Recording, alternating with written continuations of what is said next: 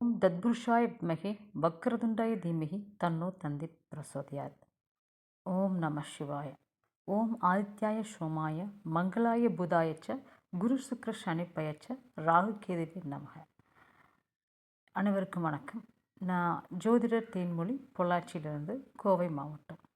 இன்றைக்கி ஒரு வித்தியாசமான ஒரு ஜாதகத்தை வந்து நம்ம பார்க்கலாம்.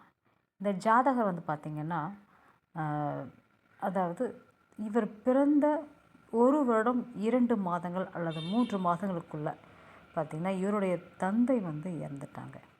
அதற்கான காரணத்தை வந்து நம்ம பார்க்கலாம்.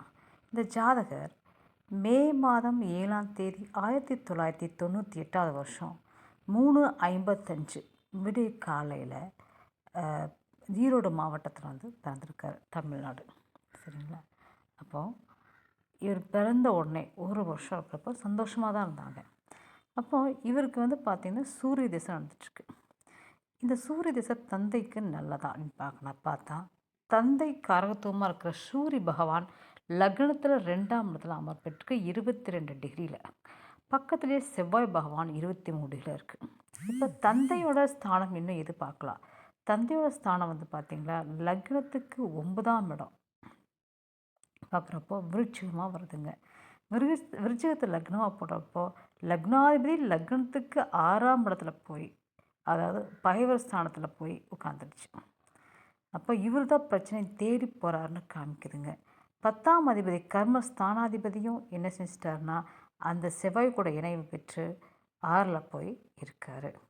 கூடவே சனி பகவான் 3, 4 கூடிய சனி பகவான் என்ன செஞ்சார்னா அங்கே போய் நீச்சம் பெற்று 2 டிகிரியில் இருக்கார்.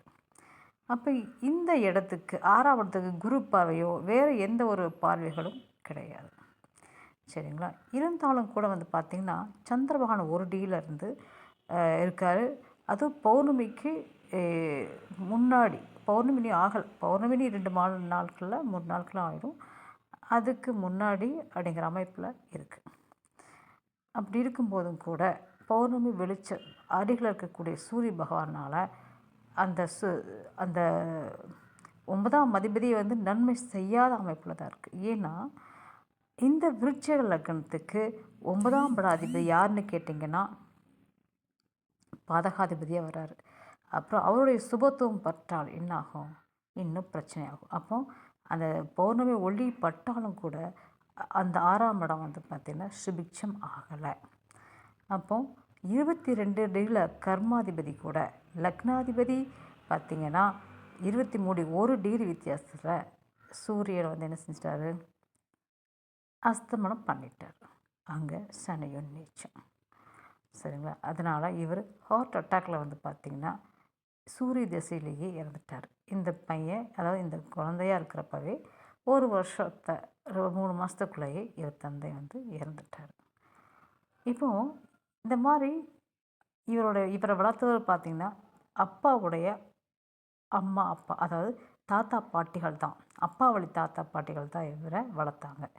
இதே பாருங்கள், இந்த ஜாதகத்தில் ராகுகேதுக்கு அந்த பக்கம் பார்த்தா சூரிய பகவான், ராகுகேது அச்சுக்கு இந்த பக்கம் பார்த்தா சந்திர பகவான். அப்போ அந்த ராகுகேதுங்கிறது என்ன, தாத்தா பாட்டி. இது வந்து தாய் தந்தையரை பிரிக்கக்கூடிய அமைப்பில் இருக்குது. இவரோட ராசி இருக்குதுங்க, ஆனால் அவங்க யாரும் பிரிக்கலை. சரிங்களா?